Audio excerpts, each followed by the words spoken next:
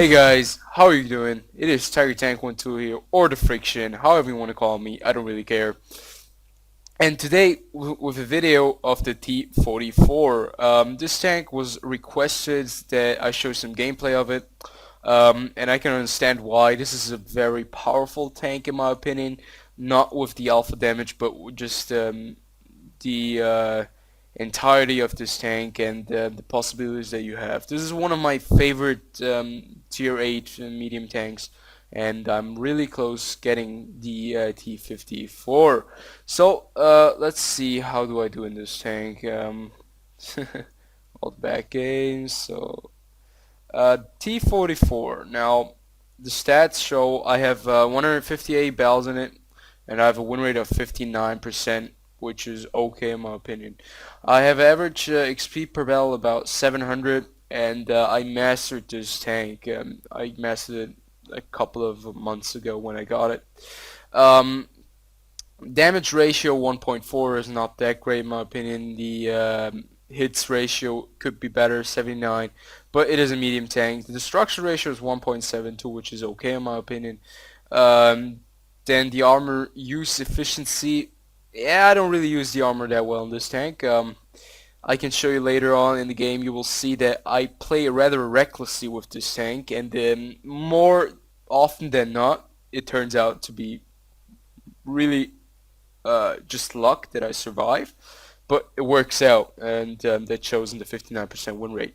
But of course, it doesn't work all the time. I still have a 31% loss rate, or a couple of draws in there too.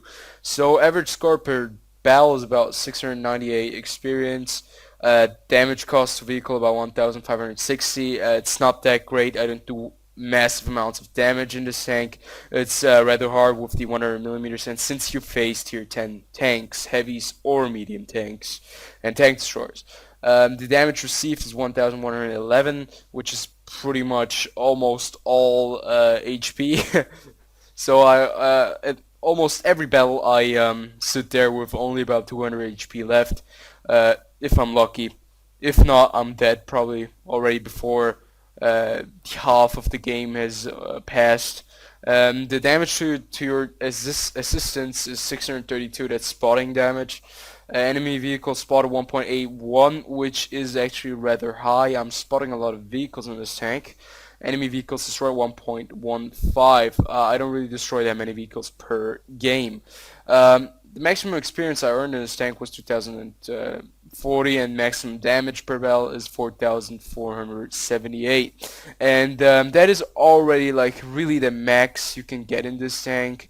Uh, for me, I can't get more than 4,000 damage. It's almost impossible. I mean, you have to have such a monster, such a beast of a game, and it's really hard. You cannot do that much against tier 10s, but you can do something against tier 8s, but still you're quite vulnerable. But if you go up against tier 8s and tier 6, they don't have that much HP as tier 10s, and there are so many factors that play a role in doing damage and how to play this tank.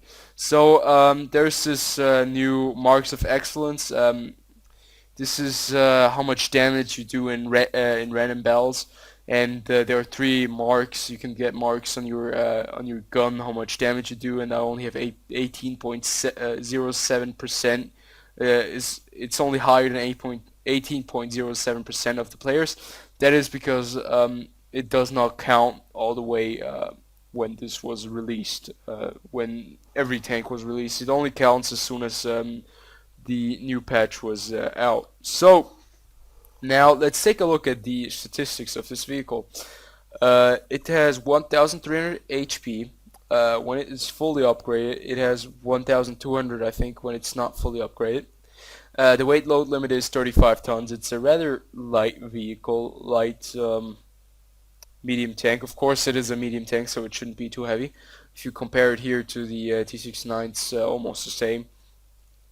And the engine power is 680 with the tier 9 engine V54 6. It has 680 horsepower, and that shows you that you have 51 kilometers per hour. That shows you the max speed, and the horsepower per ton ratio is actually pretty good.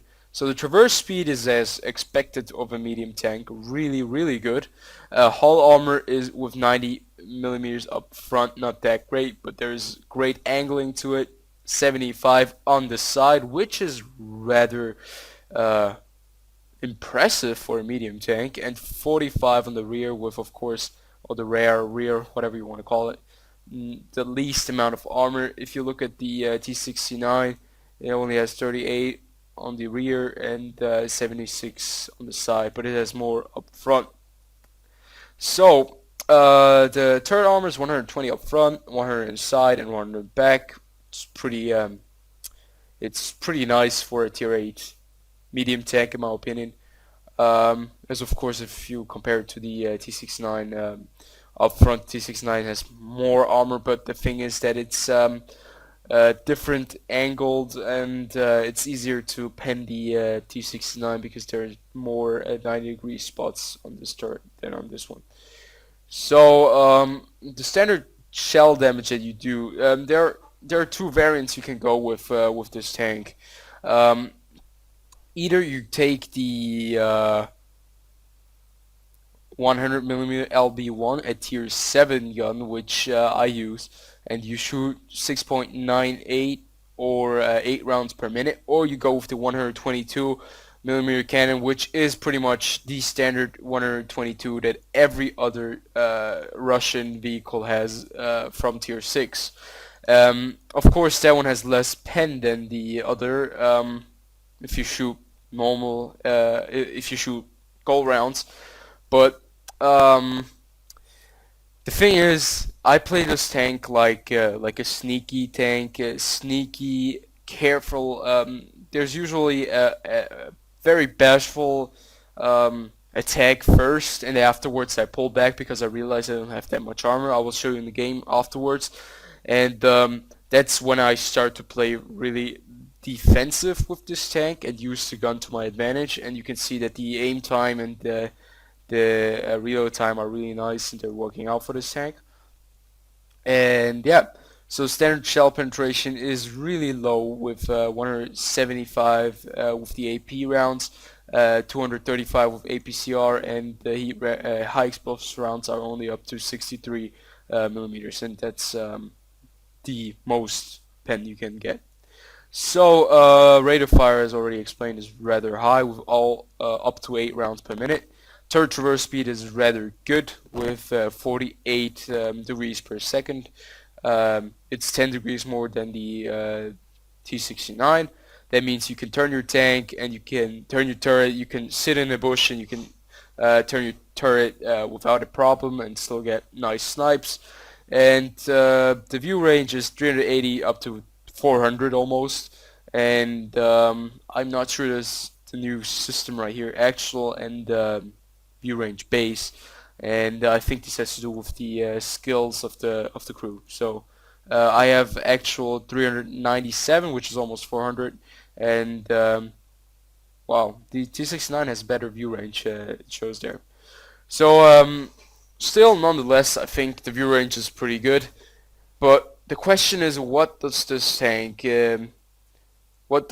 tank do better than any other tier 8 medium tank, or why do I prefer this tier 8 medium tank? Well, I've driven the Pershing, I've driven the T69, I've driven the Panther II, I've not driven the Centurion 1 or the no, the Carnivore is a heavy tank. I've not driven the where is it?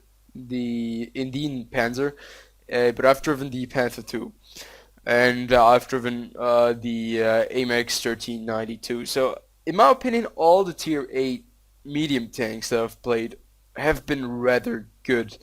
They were a lot of fun to play, and I really did enjoy most of them. Um, One of my favorite tier 8 medium tank was probably the Panther II, and that was because you could play really aggressively, and it was just working out for me. If I check uh, my um, my skill on the Panther II, it was not that bad, 55%, and I was not doing that bad in that tank. I really enjoyed that tank, and I also did enjoy the Pershing. Even though that was like years ago, like 2 years ago, when I had the Pershing. I really did enjoy the tank. The win rate is not as great.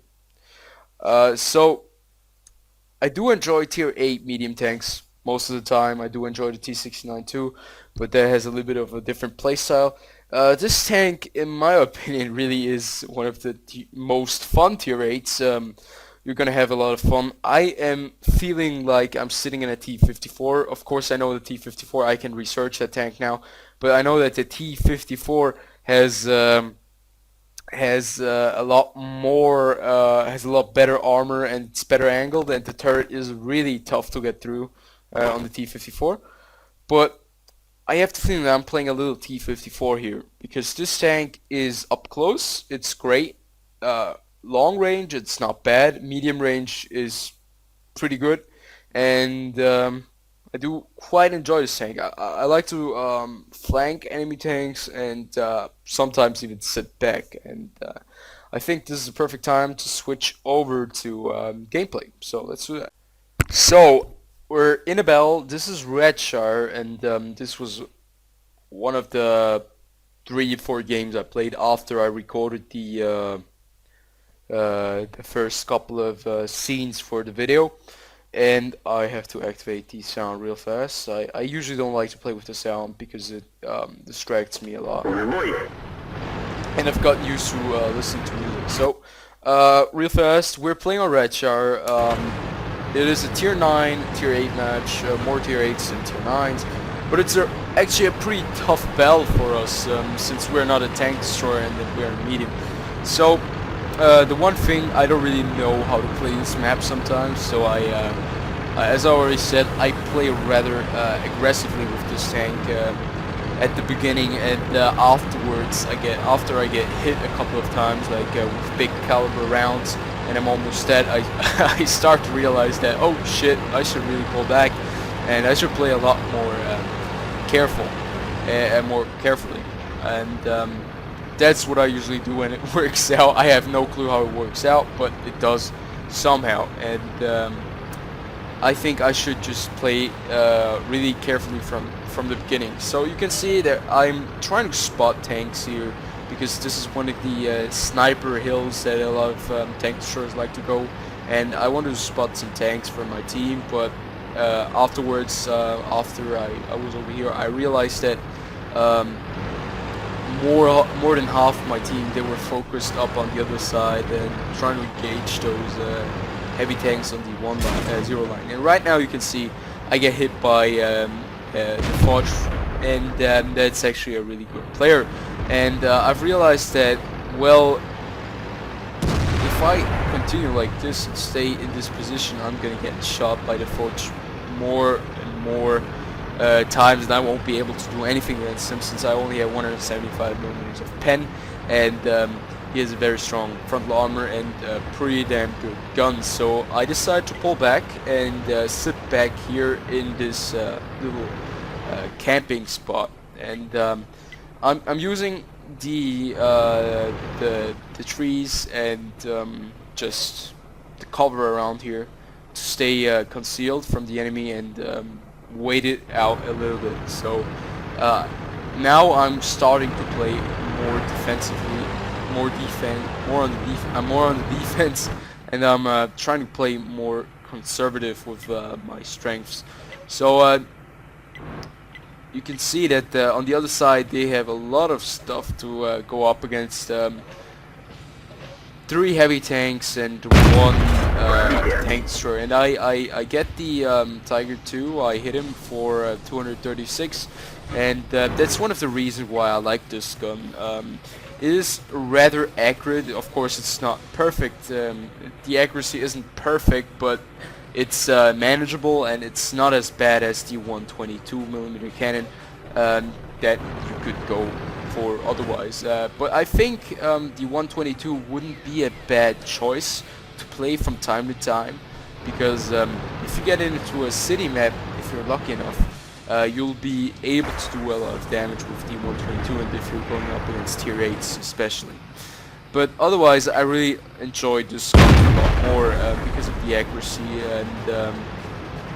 and yeah, pretty much the accuracy is the main point why I enjoy this tank so much. So right here, I think this is where I get hit by something big, and right here I'm trying to get a little bit of pressure of the my team on the other side, and I realized that there was an object 416 over here, and I also realized that I had perfect shot on the T45 that that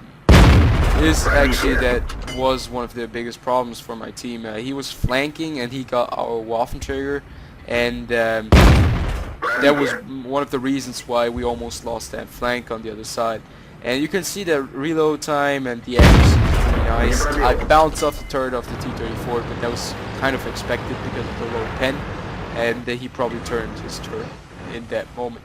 So up until this point, I only had long-range engagements, no really close-range engagements or close-range calls, and you will see this changes right here. I'm trying to get a little bit of the pressure off the T34, trying to get into a position where I can take a little bit of health away of the object 140, object 416. And I realized that the Fudge has moved up, but I realized too soon that the Waffenträger of Panzer IV actually just hit me there. And I didn't realize that he was right there. I was too focused on the Fudge and the 416, and I was tunnel visioning right there. And you can see he pretty much took away a big chunk of my life. 365 HP left. I put in a hit on the Waffenträger of Panzer IV, and you can see that this tank really shines if you're going up against enemies that have really bad armor, or if you're able to pen the weak spots because of the fast fire rate. And that's the time when you have a lot of fun in this tank, because the accuracy is pretty good and the reload time on the gun is really nice too. And also it doesn't hurt if you have RNG on your side. So you could see I'm trying to push this object 416. I'm playing it a little bit more cautious than before. I don't want to die. I know that if I die, we will have a big problem over here. They could go over the bridge, and I try to stay alive right here and to get the enemy to make the enemy make a. I wait for the enemy to make a mistake. Oh my god, I can speak English slow. No, I'm sorry guys. So you can see that the there's a group of heavy tank, one heavy tank and two tank destroyers over there at B8, and they're pushing our HM, and I can see that the Waffenträger is pushing up. We went the direct way through the middle. And I noticed that this Waffenträger is gonna make my life living hell if I keep on sitting right there. And the Waffenträger decides to pull away and moves up, and this is pretty much where he made a big mistake. He did not cross the middle like that, and now he's paying for it. The Waffenträger is almost dead, and I get some other shots on him, but unfortunately he gets into cover, and I don't have the option to shoot him. And there's a Pershing, a super Pershing. That's why I started to engage super Pershing instead of the Waffenträger, because I did not want to go in a one-on-one with a Waffenträger and then get shot in the side by a super Pershing. But as it turns out, the Waffenträger gets taken out by the T28, or no, by the SU-122, and we are actually pushing the enemy team, and we have the advantage now. The ISU-155 took out the Forge, and the object 416, which is at rather low health at the moment, was pushing up, and I had the chance to try to take him out. But unfortunately I don't get him because artillery or Type 2 gets him right there. So I switch over. I actually loaded a gold round. I did not want to load a gold round. I hit the 2 key, unfortunately. Key number 2, I think it's called. And now this is pretty much GG for us. I did 2,500 damage. You can see that this tank, it's not the damage that you have to do, it's more or less the chances that you have to take, and you have to try to take the best chances to help your team to victory.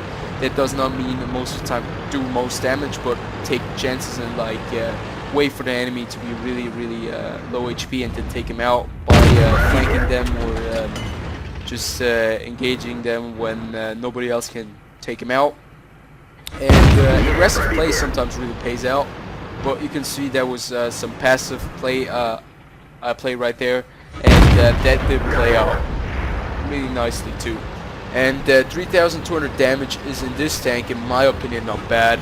I know this was not really a huge, awesome game for me. It was just a nice game. I managed to get in the T44, and I thought I should just upload this as soon as possible, since this request has been there for more than a week. Yeah.